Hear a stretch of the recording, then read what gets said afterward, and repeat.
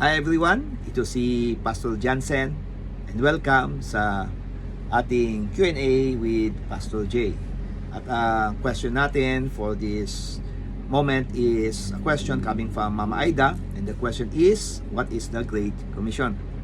So the Great Commission is not found, the word itself is not found in the Bible, but the meaning or the description is found here in the Bible.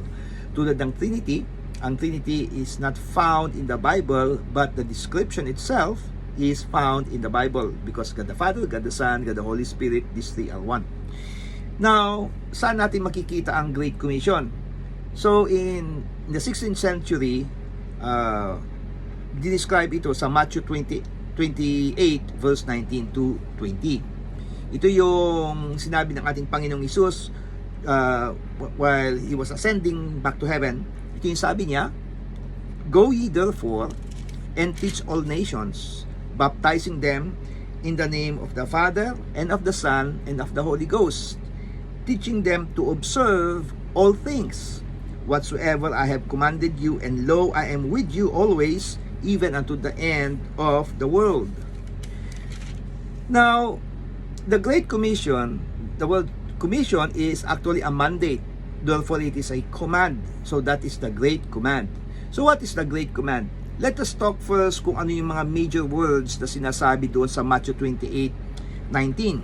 Number 1 is go. Ibig sabihin, you are sent. But, pag pinago ka, you will not be sent unless you are equipped. So, may equipping yan. Next is teach. What will you teach? Okay? Ang ituturo mo sa kanila, kung ano rin yung naituro sa iyo. So, that's actually, that's common sense. Hindi ka pwedeng magbigay kung wala ka. Hindi ka rin pwedeng magturo na wala kang alam. Therefore, you are sent because you are mandated, you are ordained. Sabi ng ating Panginoon in John 15:16, "You have not chosen me, but I have chosen you and ordained you that you should go and bring forth fruit, and that fruit should remain, so that whatsoever you shall ask the Father in my name, He will give it to you." Now, napakahalaga na kapag ika-inutusan to go and to teach, ibig sabihin you are fully equipped. Therefore, the Great Commission itself, Matthew 28:19 to 20, it is not commanded sa mga new believers. It is commanded sa mga mga leaders na nakakaunawa na ng Bible. Kasi you will never send a baby to fight your war. For example, sundalo. Hindi ka magpapadala doon ng high school student. Hindi ka rin magpapadala doon na walang alam sa giyera. Kailangan nilang malaman o matutunan about warfare. The same thing with the Word of God. So, where can we find it here? Kasi napakahalaga yung third na command, baptize. So, you baptize them in the name of the Father and of the Son and of the Holy Ghost. So, dito pa lamang makikita natin yung Trinity. Kasi sinabi niya dito, baptizing them in the name, not in the names, but in the name, singular, in the name of the Father and of the Son and of the Holy Ghost. Therefore, these three are one. Okay? Therefore, dito pa lamang kailangan mong malaman at matutunan that the Father is God, that Jesus is God, and the Holy Ghost is God. And these three agree in one. Okay? So, read furthermore in 1 John chapter 5 verse 7 to 8. Now, ano pa? If you baptize them, you are already chosen and ordained. Kapag sinabing ordained ka, you are already consecrated. You are already, kumbaga, you have now the right, you have now the qualities to baptize. Kasi magbabaptize ka pero ang puso mo hindi wala sa Panginoon. Therefore, pag sinabing baptize, you have surrendered your life to God. Okay, so napakalaga ng baptism because we are a royal priesthood, a holy nation. Okay, we are the chosen generation. In verse 20, what will we teach? Ito yon, teaching them to observe. Observe what? All things whatsoever I have commanded you. And lo, I am with you always, even unto the end of the world. Amen. Pansinin nyo teaching them what? To observe. Pag sinabing observe, that they will do it. Parang you have to observe traffic rules. You don't just look at the traffic rules, but you have to obey the traffic rules. So to observe is to hear, to know, and to obey. Next, ano yung i-observe? All things whatsoever I have commanded you. All things that we have read in the Bible.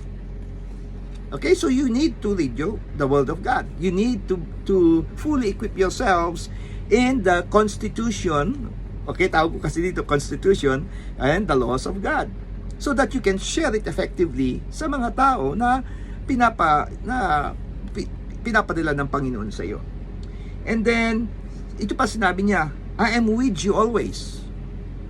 Therefore, that is exousia, or that is authority. So, God has given you the authority. Kaya hindi ka pwedeng magturo na hindi mo isinasaalang-alang na ikaw ay representative ng kaharian ng Diyos. So, anong dapat nating ituro? Ang dapat nating ituro kung ano yung unang preaching ng ating Panginoon. Matthew 4:17. Repent, for the kingdom of heaven is at hand. So we need to teach repentance. That's the Great Commission. I'm talking about the Great Commission. You have to teach repentance, and you have to teach them about the kingdom of God. Hindi lang yung dadalhin mo sa church. Hindi lang yung patatanggapin mo kay Kristo Jesus. The Great Commission is not that. The Great Commission is that after bringing them to church, or after bringing them to the Father, receiving Jesus as the Lord and Savior, you have to bring them unto the knowledge of the glory of God. Kailangan yun eh. Yun yung mandate ng ating Panginoon eh. Habakkuk 2:14. So, we have to teach them about the glory of God. About the culture of the kingdom. Therefore, wag niyong i-wash down ang ibig sabihin ng Great Commission. Great Commission is not just soul winning. No. It's about teaching. It's about discipleship. It's about molding them in accordance to the Word of God by teaching them. Actually, hindi tayo nag-mold eh. Ang nag-mold is the Father through the Word and through the Holy Spirit. So that's the Great Commission. And I hope na maging klaro to sa atin. It is a command. It is a mandate not to the new believers but to those who are already yung talagang alam na nila patungkol sa salita ng Diyos. Kaya nga kapag matagal ka na sa Panginoon, you're already 5 years old, 5 years sa Panginoon, and then you're still not doing the Great Commission, something's wrong with your equipping. You need to be equipped. Go to your pastor, go to your leader, and do some discipleship session with them. Learn about the Word of God. Learn about the kingdom of God. Amen? So that's about it. And I hope that you have learned something. At gawin natin is, let's just approach the throne of God and let us continue to ask for His wisdom to be upon us. Let us pray. Father in heaven, minsan pa kami nagpapasalamat sa another Q&A with Pastor Jay. Ito ay patungkol po sa Great Commission. Patuloy na samahan niyo po kami at kayo lamang pong may taas at maluwalhati sa aming buhay. Patuloy na samahan niyo po kami sa aming pag-aaral sa inyong salita at kami po ay dalhin ninyo sa mga katuruan na nais yung maitanim sa aming puso't kaisipan upang ito ang maituro namin sa aming mga makakasalamuha. Be magnified, be glorified as we continue to put our trust in you. In Jesus' name we pray. Amen. That's about it. Goodbye everyone. To God be all the glory. See you next time.